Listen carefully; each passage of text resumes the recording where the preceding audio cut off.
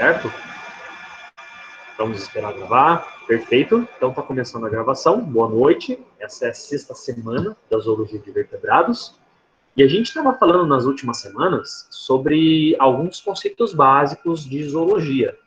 Hoje, a partir de hoje, a gente começa a falar sobre os principais tipos de vertebrados. A gente vai estudar um pouco com mais carinho esses grupos aí, não é verdade?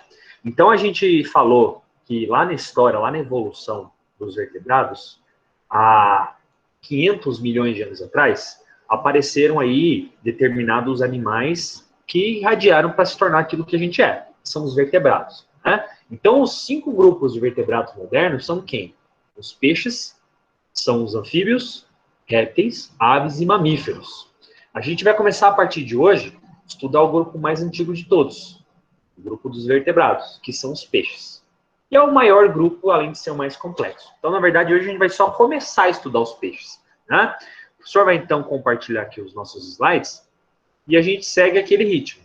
Se alguém tiver alguma dúvida, pode aproveitar para conversar, tá? Antes da gente começar a entrar mesmo no nosso tópico oficial, você só tem que lembrar de algo que a gente conversou na aula passada, né? A gente falou, por exemplo, que os vertebrados, a história deles, começou nos mares há 500 milhões de anos atrás. A gente está falando aí de uma era que é muito longínqua, uma época que a Terra ainda era jovem, né? A gente tem ali nos mares, então, o berço da formação dos principais tipos de organismos que a gente tem hoje, inclusive os vertebrados. Muitos já foram extintos, muitas formas de vida que hoje seriam reconhecidas como ET, extraterrestre, porque não tem nada de moderno, nenhum animal moderno que você reconheceria hoje, né? E a gente acabou ficando com um grupo muito grande de animais. Esses animais são os que estão presentes hoje no planeta Terra, né? Bom, a gente falou que a nossa evolução, nosso grupo em particular de vertebrados, começou nos mares. De lá para cá a gente conquistou a Terra, não é verdade? Porém, já que a gente vai começar a falar de vertebrados, hoje a gente vai dar início ao maior dos grupos que a gente tem nessa classe. Tá? A gente vai começar a falar sobre os peixes. Bom, falar dos peixes é como o professor Bruno já havia conversado com vocês, né? É a mesma coisa que falar de um universo, um peixe-verso, na verdade, né? Porque os peixes, eles são um grupo muito abundante de animais. A gente está falando aqui de, no mínimo, 28 mil espécies pelo planeta. A gente sabe que os peixes ocupam os mares e a gente pode falar que, na verdade, eles ocupam todos os ecossistemas aquáticos que a gente tem. Desde água salgada, gelada, como, por exemplo, a Antártida, como, por exemplo, o Ártico, até mesmo água doce. Regiões de mangue, regiões subtropicais, lagoas. Então, nós temos realmente vertebrados que estão aí adaptados para qualquer tipo de nicho. A gente daqui a pouco vai falar um pouco sobre o corpo desses animais, como que eles suportam esses nichos diferentes, né? Bom, quando a gente fala de peixe, peixe é do latim aquilo que vem da água, aquilo que é da água. Os gregos, como por exemplo Aristóteles, né? A gente falou bastante de Aristóteles na primeira aula, que foi um dos primeiros biólogos que surgiram, né? Os gregos antigos, quando estavam estudando os animais, eles classificavam tudo que era da água, tudo que vinha da água era um peixe, na verdade. Então, para um grego, por Aristóteles, por exemplo, uma truta, uma curvina é peixe. Mas para ele, uma baleia é peixe. Um hipopótamo é peixe. Um golfinho é peixe. Vocês entendem? Para eles, então, tudo que vem da água é peixe. Mas hoje, que a gente tem evidência fóssil, que a gente tem estudo de DNA e que a gente melhorou a biologia, aprofundou o estudo da biologia, a gente sabe que não é bem assim. O peixe obedece a alguns critérios, né? Quais critérios são esses, professor? Daqui a pouquinho a gente vai ver. Eu só gostaria de mostrar para vocês antes, aqui, essa figura que a gente tem aqui, pessoal, ela é, na verdade, uma árvore filogenética. Lembra que a gente viu isso aqui no segundo dia de aula? Cada linha dessa daqui é uma descendência, é uma linhagem evolutiva que a gente tem, como se fosse uma árvore com galhos, certo? Vocês reparam que a gente tem aqui um galho muito pequeno nessa árvore da vida que se chama cordato, né? Vocês podem perceber que boa parte dessa árvore pequenininha aqui é ocupada pelos peixes. né? Nós temos, na verdade, 5 classes de peixes modernas que ainda vivem, né? Todos os outros vertebrados, eles ocupam uma classe. Os peixes têm 5 classes. Então, você percebe que os peixes, de fato, são um grupo muito mais abundante que todos os outros vertebrados. Se eu colocar mamíferos, aves, répteis e anfíbios numa balança, eles vão ficar mais leve do que o outro prato, que é o dos peixes. Na balança, o prato dos peixes vai pesar mais, né? Então, veja como realmente é um universo. Tá? Mas o professor estava falando um pouquinho sobre definição do que é peixe, né? O que seria peixe, pessoal? Peixe será que é aquilo que nada? Bom, sim, óbvio, né? Mas a gente sabe, acabamos de falar, que tem outros animais que nadam também, não é verdade? E não são peixes. Então, baleia, golfinho nadam, né? Lá na ilha de Galápagos, você tem até iguanas, répteis que nadam, certo? Então, esse critério já não é tão bom assim. Né? Você pode falar, por exemplo, que peixe é aquele indivíduo que tem brânquias apenas? Poderia, mas existe um grupo pequeno de peixes que tem pulmões, que nem você. Inclusive, nós viemos desse pequeno grupo de animais que tem pulmões. Peixe com pulmão existe, professor? Existe. Né? A gente vai falar um pouquinho deles lá na nossa próxima aula. Então, você começa a perceber que classificação de peixes é algo mais complexo. Né? Do ponto de vista biológico, peixe é o seguinte. Peixe é um vertebrado com apêndices. O que é isso? Um vertebrado que tem nadadeiras. Um peixe, ele pode ter 2 pares, 3 pares, até mesmo 5 pares de nadadeiras. Um tubarão, por exemplo. Se você compara o tubarão com o peixe ósseo, o tubarão vai ter vários pares de nadadeiras. Nadadeira caudal, dorsal, anal, pélvica, né? Já um peixe pode ter, por exemplo, 3 nadadeiras apenas. Um peixe ósseo pequeno, né? Mas o importante é saber que essas nadadeiras vão ser usadas de forma bem elegante. As nadadeiras, elas são uma das formas que o peixe usa para se locomover. Não apenas as nadadeiras, né? O corpo também. É engraçado porque por muito tempo os biólogos tentaram entender um pouquinho como que funciona a movimentação dos peixes, né? Os peixes não usam só as nadadeiras para se locomover. Os peixes são máquinas de nadar muito sofisticadas. Tá? Às vezes você pega, por exemplo, um remo, né? E você entra num barco e você percebe que não é fácil você navegar com um remo, certo? Tá lá você com um par de remo ou só um remo, você vê que você fica bem desengonçado, né? É uma coisa meio tosca. Enquanto o peixe, com as suas nadadeiras, ele tem um nado bem sofisticado, bem elegante, é um animal rápido, né? Você vê nos filmes, por exemplo, uma pessoa que tenta caçar um peixe com as mãos, você percebe a dificuldade que é você vencer um peixe no seu próprio meio, você tentar pescar com as mãos nuas um peixe. Algo que só os ursos conseguem, né? Ou os indígenas, que passam a vida inteira aprendendo isso. Tá? Os peixes não usam só as nadadeiras para o nado. Eles têm toda uma musculatura lateral que é voltada para isso, que faz com que eles tenham uma movimentação ampla do corpo. Se fosse só isso, ainda seria fácil, né?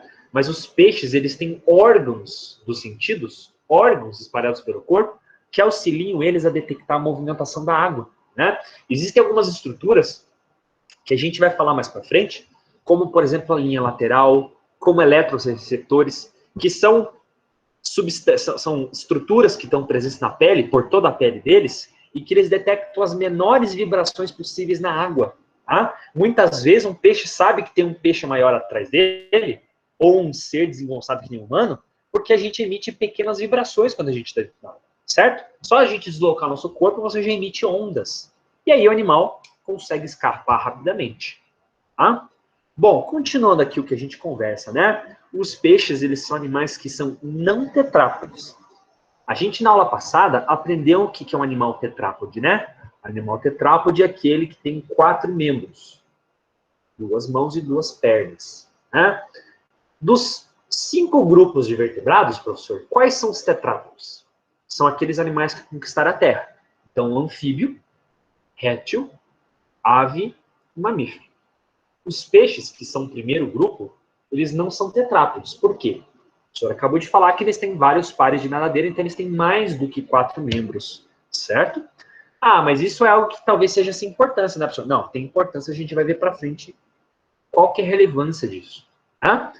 Os peixes, em geral, são animais que apresentam escamas na sua pele, ou seja, essas escamas são estruturas de proteína que protegem a pele do animal. Né? Da onde que veio essas escamas, professor? Os ancestrais dos mamíferos eram animais grandes que tinham uma armadura de osso na sua superfície. Com o passar do tempo, os animais foram evoluindo, as criaturas aquáticas, e essa armadura de osso virou um resquício, virou escama. A escama é uma estrutura que protege os peixes. Né? É uma proteção externa para o corpo dos peixes. Né? E, como o professor já citou anteriormente, os peixes ocupam todos os nichos aquáticos. Para isso, eles têm que ter estruturas que permitam, né, que eles ocupem, por exemplo, diferentes tipos de água. Tá? Por exemplo, o professor pode falar assim, será que a água salgada não prejudica os peixes, por exemplo? Eu sei que no mar nós temos vários tipos de tubarões, certo? Puxa, se um ser vivo não pode passar muito tempo dentro da água salgada, por que o peixe consegue, professor?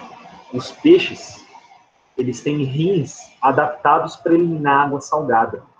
São chamados de rins hiponéfricos. Então, são rins que são adaptados para viver nessas condições que seriam insalubres para a gente. Né? Se você ficasse muito tempo, sua vida dentro do mar, com o passar do tempo você começaria a ter insuficiência renal, problema de rim, porque a gente não consegue evitar essa água salgada. Né? Os peixes, eles têm seus órgãos internos mais ricos em gordura. Isso facilita, por exemplo, eles sobreviverem no meio que é mais denso que o ar, a água. Muitos peixes, por exemplo, eles utilizam a quantidade maior de gordura no fígado, em outros órgãos, para que ele consiga flutuar e para que ele consiga submergir como um submarino. Né? O tubarão, por exemplo, é um animal que consegue atingir distâncias profundas por ter um fígado cheio de gordura, certo? Daí vem o interesse que os povos orientais têm por caçar baleia e caçar tubarão. Eles usam os órgãos desses animais, são ricos em gordura para adquirir um óleo que é rentável, que é bom, caro. Tá? Bom, vocês podem observar aqui, nós temos uma escala evolutiva que mostra para a gente muitos grupos de peixes. Né? É aquilo que o professor falou, os peixes são um universo, e vocês podem reparar que a gente tem aqui, nessa barrinha horizontal, as eras evolutivas. A gente tem aqui o tempo geológico, começando desde o mais antigo, que é o Cambriano, até hoje o Cenozoico. Né? Você pode reparar que os peixes começaram a se irradiar a partir do Siluriano. Né? Siluriano, a gente teve o início dos peixes que a gente conhece como nossos ancestrais mais antigos. E existe um período específico na Idade da Terra, que é esse aqui, ó, que o professor está mostrando com o slide. É o Devoniano. O Devoniano é um período aí de mais de 300 milhões de anos atrás, que é considerado a Idade dos Peixes. É o período, o Devoniano, que os peixes mais floresceram. Maiores variedades de peixes apareceram.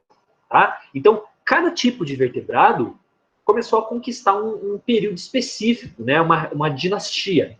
A gente está acostumado a ver, por exemplo, nos filmes, né? Aqueles filmes que tem muita reviravolta, tipo o Game of Thrones, por exemplo. Cada temporada tem uma família no poder. Né? Aqui na zoologia é mais ou menos isso. Cada período, cada era, você tem um grupo de vertebrados no poder. Então, a família peixe, na era devoniana, estava no poder. Eles abundavam, ocupavam a maior parte dos nichos e os outros grupos tinham que ficar ali nas sombras, até a gente ter outros períodos para eles florescerem. Né?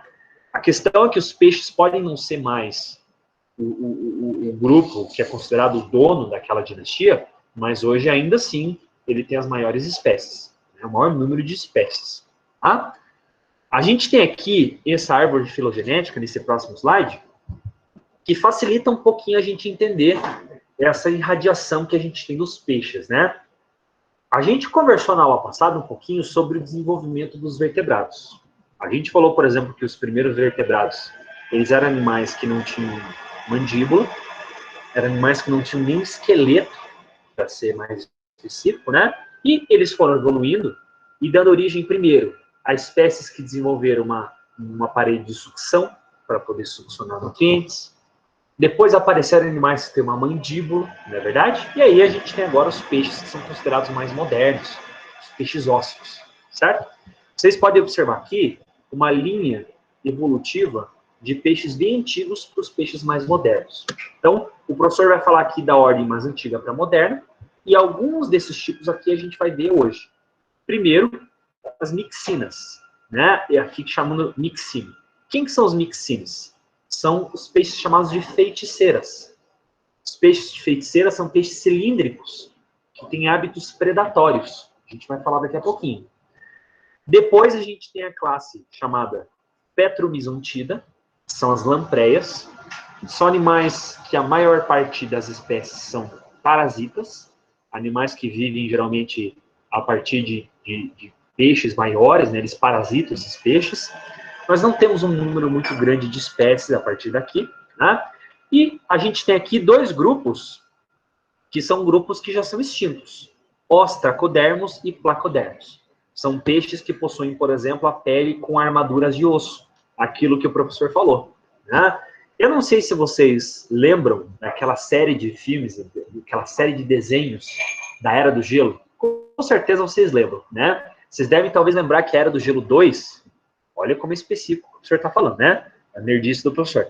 Na Era do Gelo 2, a gente tinha alguns vilões ali. Não é verdade? Que a água estava inundando o vale, que os nossos heróis estavam lá, e tinham dois peixes bem pré-históricos que ficavam caçando eles, né? Quem que eram esses peixes? Um deles era o ostracodermo e outro era um placodermo. Olha que interessante, né? Eles fizeram pesquisa para o filme. O Era do Gelo é legal por isso, né? Há comprovação técnica para fazer ali os bichinhos. Tá? Bom, continuando aqui, né, pessoal? Milhões de anos foram passando, e daí a gente teve agora os grupos que a gente tem aqui em maior quantidade no planeta. Nós temos aqui, ó, os elasmobrânquios. Quem são os elasmobrânquios? Os peixes cartilaginosos, chamados no coletivo de condrictes. Condro significa cartilagem. Cartilagem é uma matéria, uma substância elástica de proteína que substitui os ossos nos mamíferos, né? Os condrictes, quer dizer, os peixes cartilaginosos, são aqueles que têm o endoesqueleto à base de cartilagem, um esqueleto mais flexível. Quem que são esses principais representantes? São os tubarões, as arraias e são as quimeras.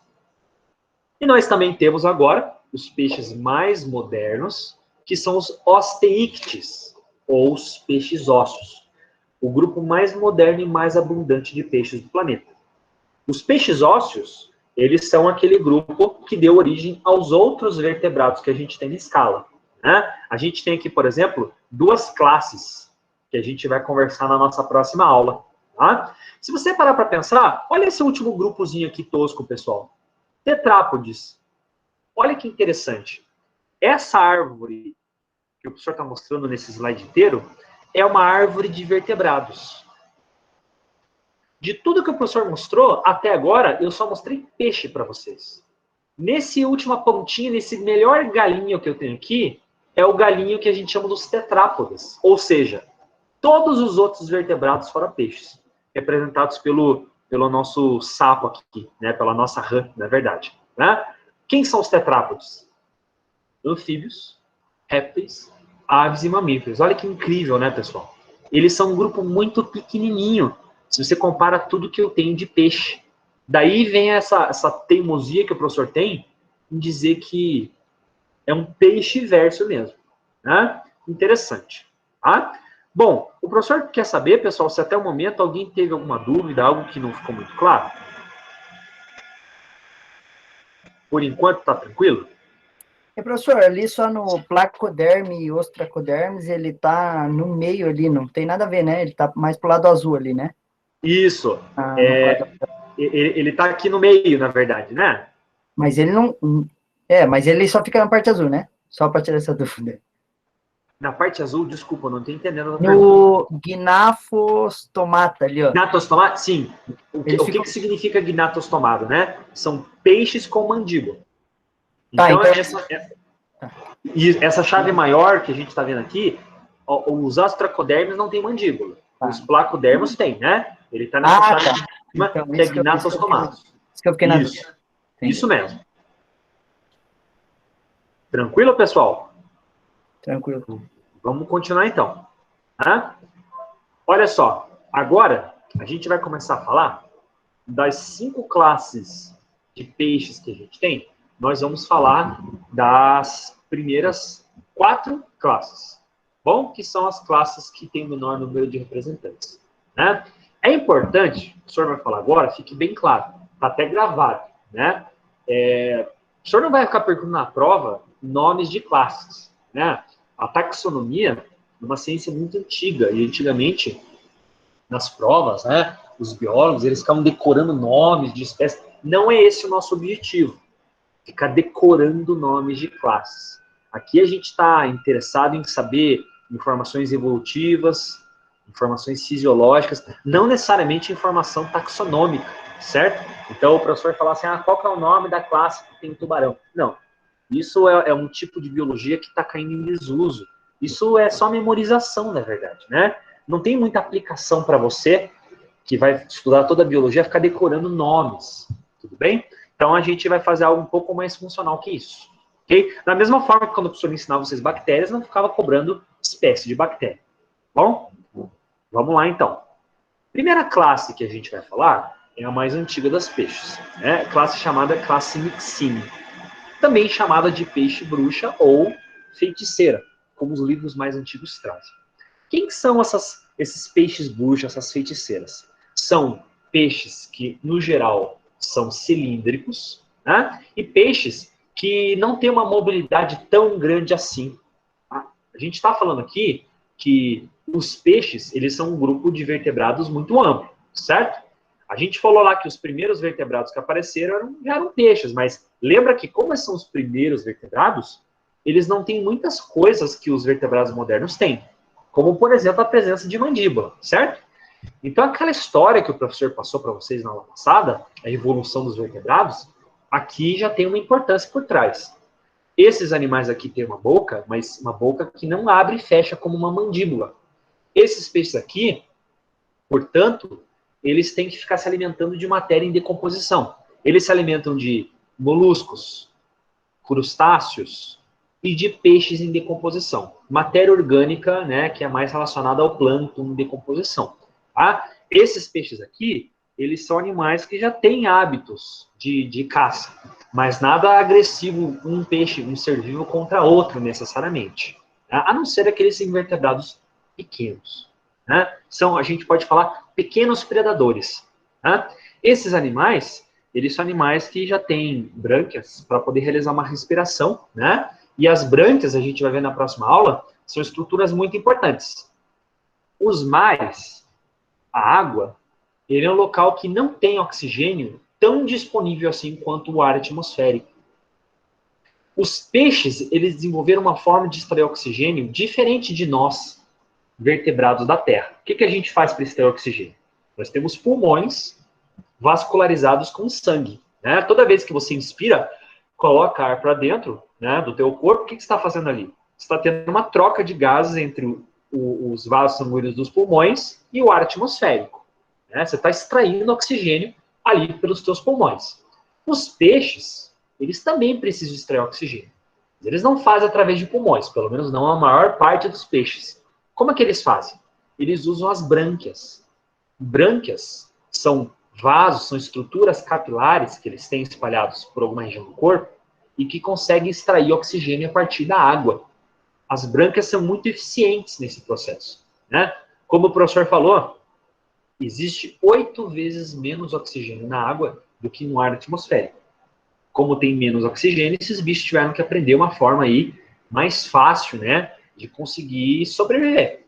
Tá? Os peixes também precisam de oxigênio, assim como você, mas eles obtêm de uma forma diferente. Tá? Apenas um pequeno grupo de peixes tem pulmões, e é o que a gente vai estudar na próxima aula. Tá? Bom, esses animais aqui são animais que não têm um grande número de representantes. Eles só têm algumas dezenas de espécies. Essas espécies vivem principalmente em regiões da América do Norte e América Central. Nós não temos muitos representantes de feiticeiras por aqui. É interessante porque a gente tem a impressão que é um animal pré-histórico, né?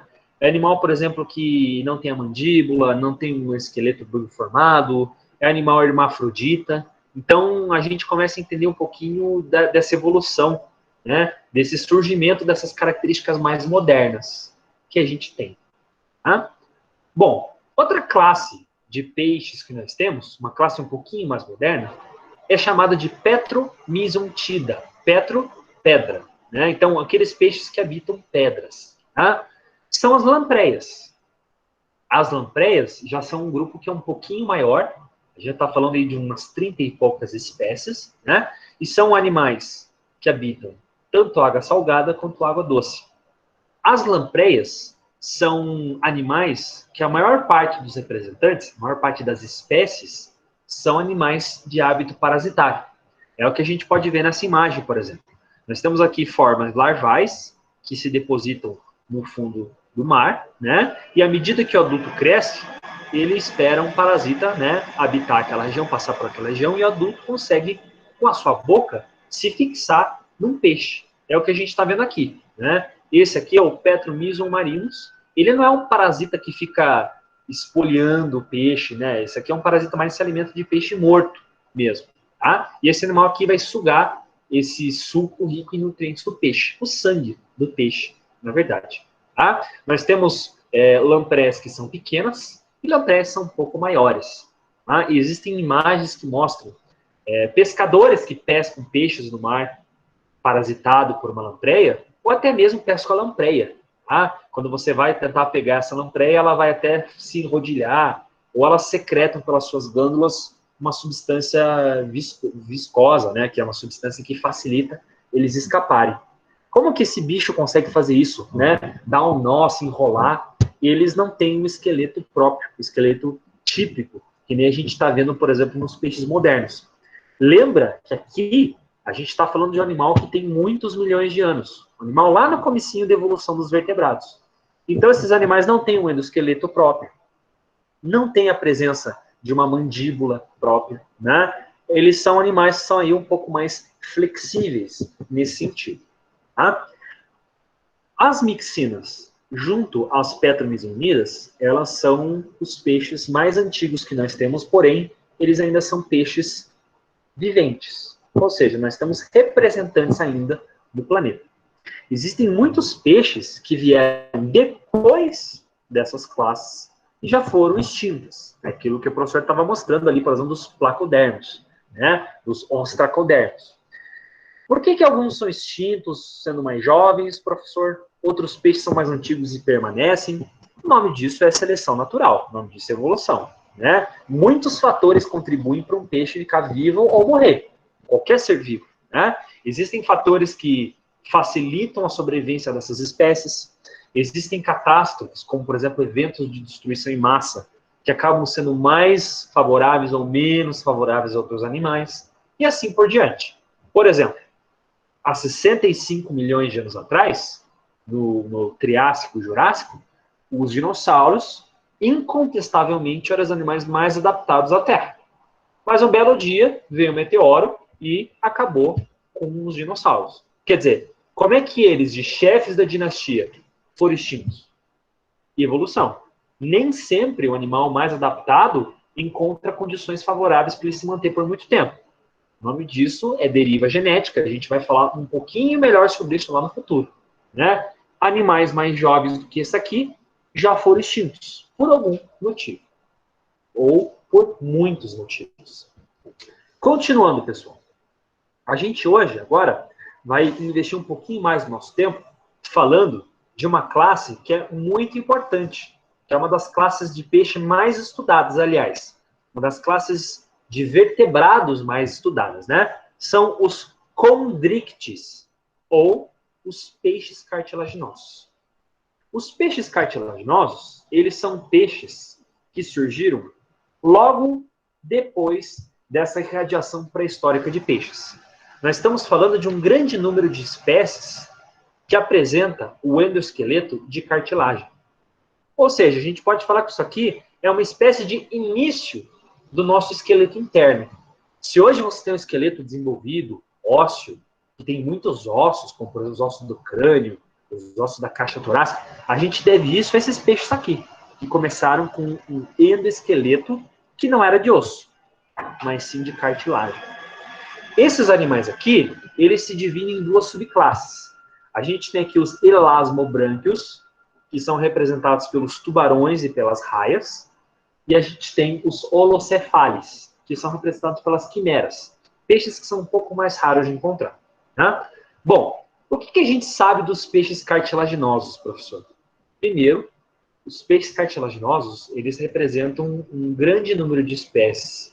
E a maior parte dessas espécies são encontradas em águas salgadas, mares e oceanos.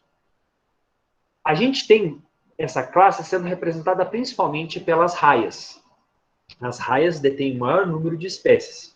Mas, na prática, são os tubarões que são as espécies mais estudadas. Talvez porque os tubarões despertem mais a curiosidade biológica, talvez porque eles representem um fato de serem majestosos, dominarem a cadeia alimentar que eles participam, né? Aqui, nessa figura, a gente tem várias espécies de tubarões. A gente tem das espécies mais típicas, como esse aqui, por exemplo, né? O peixe tigre, o peixe bagre, do que aquelas pequenininhas, como o peixe martelo, o peixe cão, por exemplo, né? O peixe camuflado. A gente tem muitos tipos de tubarões. Né? No Nordeste brasileiro, nós temos algumas espécies de tubarões, como o tubarão-cão, que são bem famosas, por exemplo. Né? Bom, os tubarões, eles são animais sofisticados. A gente não pode falar que os tubarões têm uma grande inteligência. Os peixes, no geral, a gente não pode falar que tem uma grande inteligência.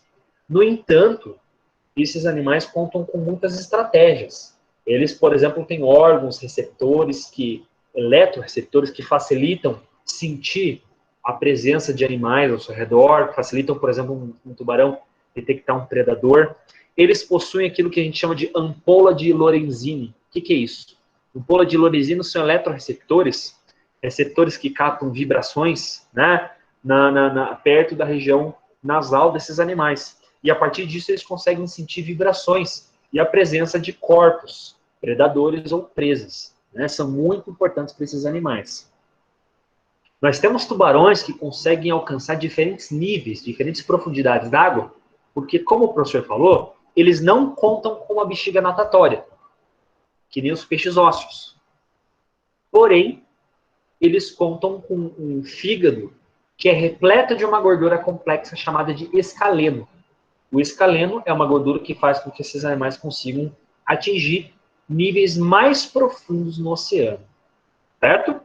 Os tubarões, por muito tempo, eles são chamados de predadores vorazes, né? Seres agressivos, né? E seres até traiçoeiros.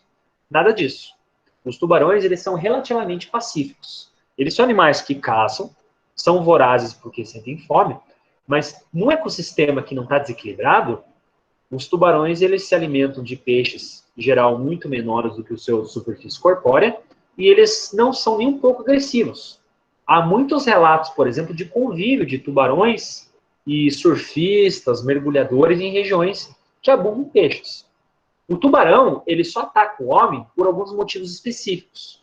Primeiro, em regiões em que ele não deveria estar ali, ele foi atraído por algum tipo de desequilíbrio ambiental, então ele acabou invadindo nichos que normalmente não pertenciam a ele.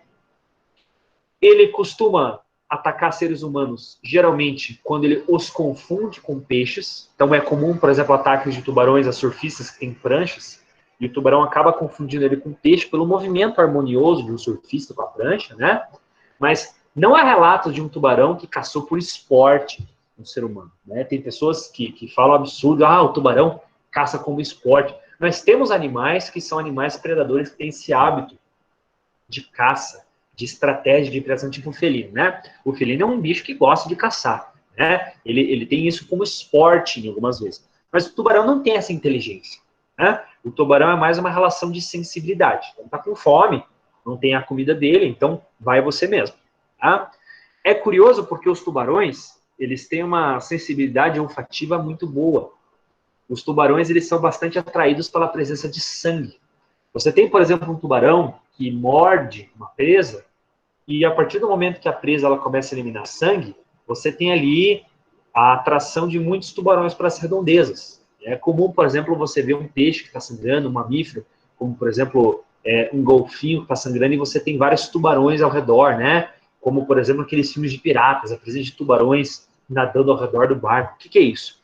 É um comportamento social que eles têm em conjunto, né? Eles percebem pela sensibilidade o sangue dissolvido na água, sabem que está na hora ali do rango, tá? Mas não são animais agressivos. Isso é só desequilíbrio ambiental mesmo. Né? Existem algumas praias do Nordeste, por exemplo, que a gente sabe que tem a presa de tubarões e por mais que a guarda costeira, os salva-vidas avisem que é proibido se banhar naquelas águas, tem muito banhista, veranista que costuma ignorar os avisos e infelizmente a gente tem de vez em quando alguns acidentes.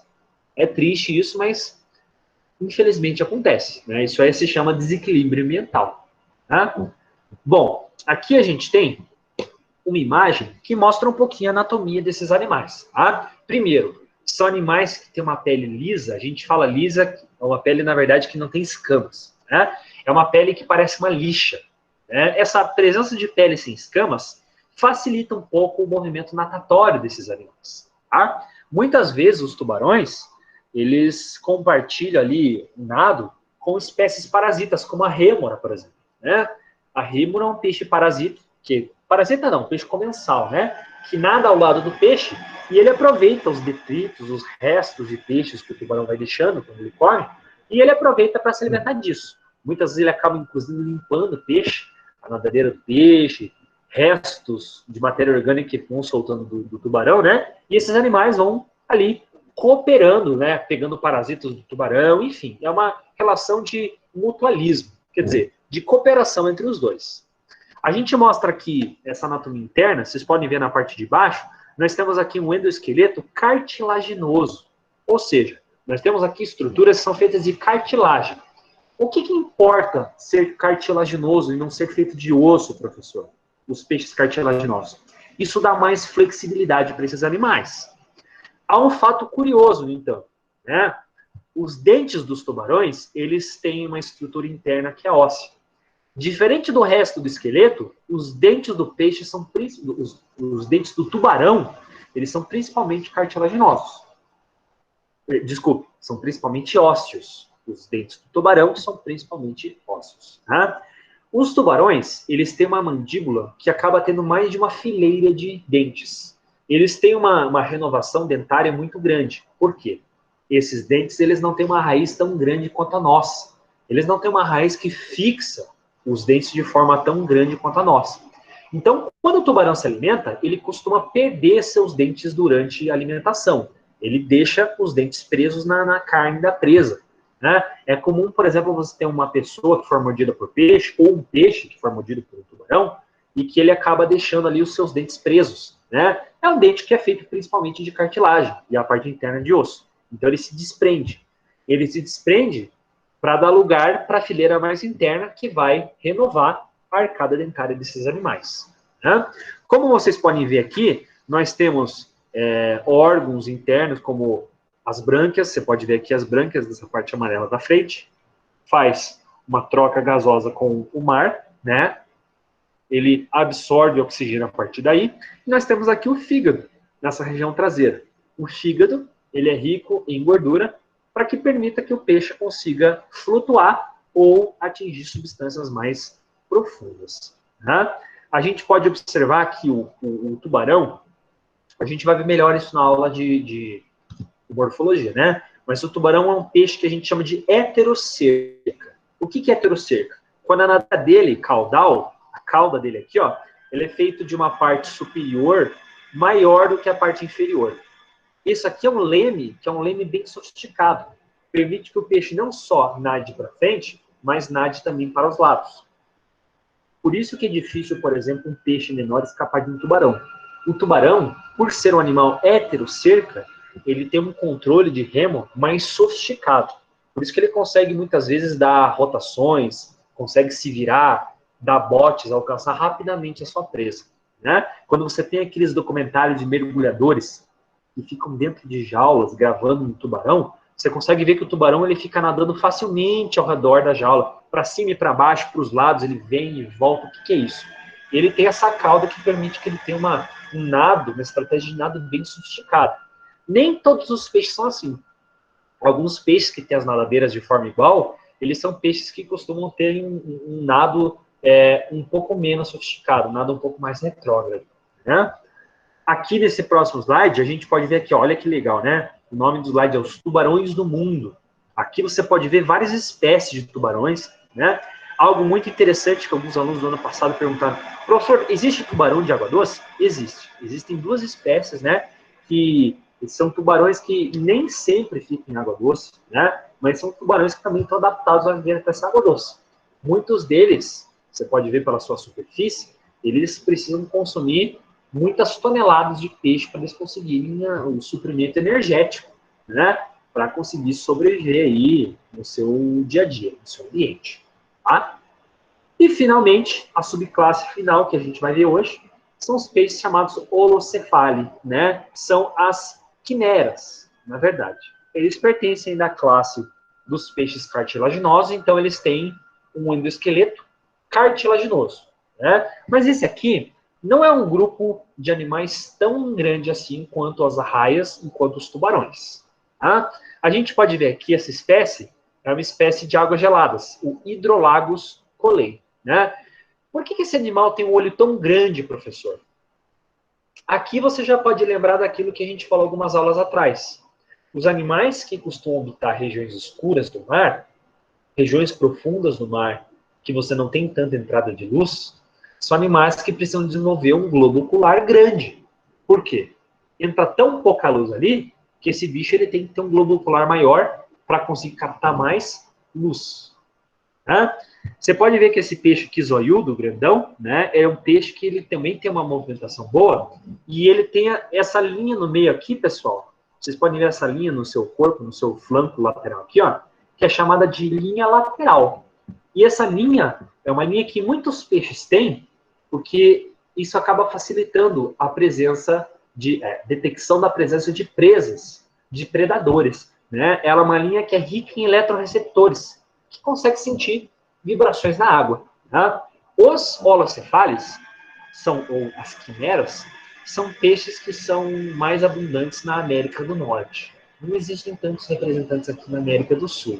Né? São animais que também são predadores, se alimentam de peixes, né? E são animais também que têm dentes, principalmente cartilaginosos. Aqui no Brasil a gente não tem muito contato com esse tipo de peixe.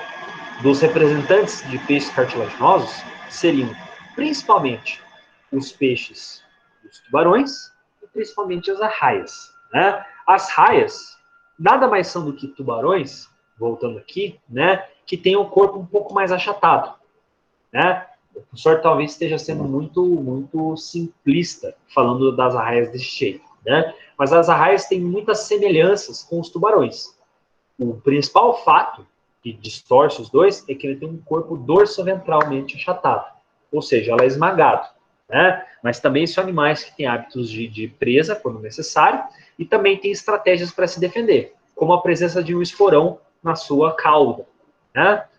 Bom, pessoal, a gente, para a nossa aula de hoje, para não ficar muito conteúdo, a próxima classe de peixe, que na verdade é uma super classe, os peixes ósseos, eles vão ser deixados para a nossa próxima aula. Por que o professor diz isso? Porque o grupo dos peixes é um grupo muito grande para a gente estudar assim numa aula apenas. Então o professor costuma dividir as 5 classes em 3 na primeira aula e 2 classes na segunda aula. Né? O que o professor precisa falar para vocês agora antes da gente passar para as perguntas? Né? Na nossa próxima semana, a gente vai iniciar a nossa primeira atividade avaliativa. Né? O professor vai anexar, na sexta semana que vem, um relato de caso, um estudo, em que vocês vão precisar entender um pouquinho sobre os peixes que a gente está falando agora, para conseguir responder. Né? Essa questão, esses slides, que são o estudo de caso, eles vão ser postados lá, e vocês vão ter que ler o arquivo que o professor passa. É um arquivo que tem uma pergunta, algumas imagens, certo? E vocês que vão ter que responder lá naquela questão que a gente coloca ali o quadro, né? Questão avaliativa, certo? Vocês têm um grupo lá de zoologia para perguntar para o professor, né? Quando vocês tiverem dúvidas. Mas, a princípio, a gente já deixa claro, né? Não é para você fazer para a semana que vem. A gente vai falar sobre estudo de caso na semana que vem. Então, o estudo de caso vai estar disponível somente para ser feito a partir da próxima quinta-feira. Eu só estou avisando com antecedência para que vocês já fiquem cientes, né? Que daqui a pouco a gente já vai ter uma atividade avaliativa. Ok? Bom, o professor gostaria de aproveitar, então, esses minutos finais da aula aqui para deixar disponível espaço para comentários, para dúvida. Fique à vontade. Professor, eu tenho uma dúvida que ficou ali do tubarão, porque eu li em algum livro que a cauda dele, a nadadeira dele ali, dorsal, é nadadeira que fala? Acho que é heterocerca, né? E ela ajuda ele a subir na água, aquele formato. Ele tem ele dá uma impulsão para cima, né? Isso mesmo. Quando o professor falou que vai e volta, é isso que eu quis dizer, né? Eu quis dizer que ele tem um controle grande da água a ponto de conseguir não só para frente e para trás, mas para os lados e também, né, altitude, para cima e para baixo. Isso faz os tubarões nadarem tão bem, né? Até quando eu li, eu não tinha entendido, mas como que ele descia, né? É que eu não cheguei a terminar o livro, não terminei o livro. Mas daí não sabia que tinha essa parte aí do fígado, que ele utiliza a gordura do fígado. Tal, são animais bem sofisticados, bem complexos, né? Eles não têm a bexiga natatória que nem os peixes ósseos. Então, os peixes ósseos têm um sistema de submarino, que é de submergir e envolver a superfície, que é mais sofisticado, né? Mas mesmo assim, o fato de ter uma nadadeira heterocêntrica facilita para esses animais. É bem curioso. Algo bem curioso mesmo, né? Legal. A Fernanda tem um comentário aqui. Aqueles peixes que produzem luz, o processo é semelhante ao do vagalume? É curioso isso, né? É um processo chamado fotoquímico. A gente aqui está falando de uma proteína que tem um processo de oxidorredução, que não vai usar os mesmos elementos químicos do vagalume, certo? Por exemplo, aquele peixe que é o peixe chamado de peixe lanterna. Várias espécies, né? Mas a gente chama no geral de peixe lanterna, das águas profundas, né? É uma espécie de fluorescência por oxidorredução. Mas ele vai usar outros elementos químicos, mas o princípio é bem o mesmo, assim. A gente pode dizer que o princípio é o mesmo, tá? São animais incríveis, né? Eles não usam principalmente para conseguir se movimentar, eles usam mais para atrair presas para eles, né? Então, é um fato muito interessante. Não sei se o senhor viu a notícia lá dos peixes que estão causando toxicidade lá, professor? Que morreu, deu a doença de RAF, né? Que é o professor não acompanhou isso muito bem, não. Tem uns peixes lá para cima, acho que em Pernambuco, alguma coisa assim. O pessoal tá comendo, agora tá se alimentando lá, são peixes marinhos, e daí ele tá causando esse problema lá, doença de RAF. Já é um problema que existia, mas ele é mais raro. Só que agora começou a ter vários casos. Assim. Olha, interessante. Muito interessante, né? Aproveitando até para falar, né, curiosidades, já que a gente está nesse momento, né, de curiosidades de peixes, né, pessoal?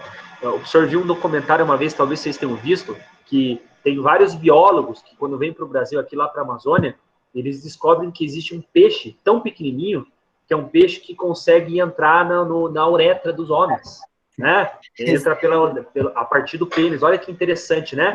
É um peixe bizarro, é pequeno a ponto de conseguir entrar pelo canal uretral do homem. Olha que absurdo, é um peixe parasitário isso, né?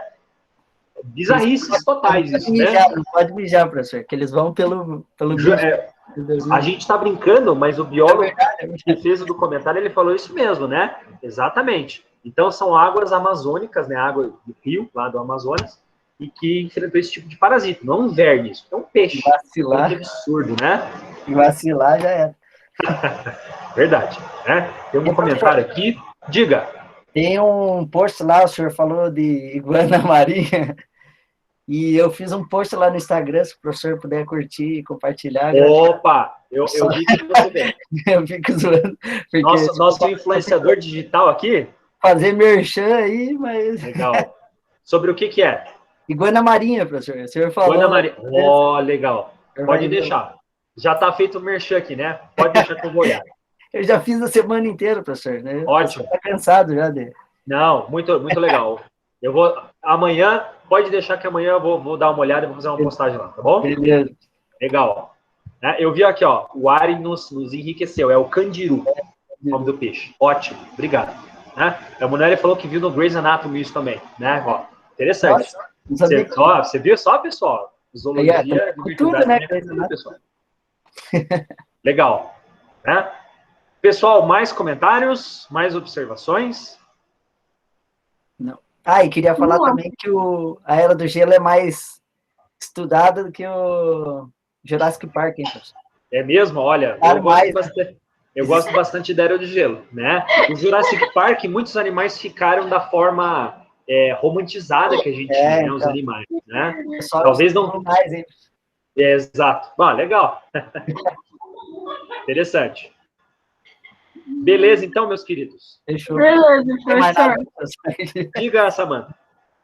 Nada. Tá. Achei que você sua calopsita, tinha uma observação, né? Beleza, então, pessoal. Muito obrigado pelo interesse, pelas perguntas, né? Então, eu desejo para vocês um bom final de semana, bons estudos. E quinta-feira que vem a gente se vê, então. Beleza? Beleza, prof. Grande abraço, pessoal. Curte lá. Até mais. Pode deixar que eu curto. Pode deixar. Até mais. Até, prof. Até mais. Boa noite.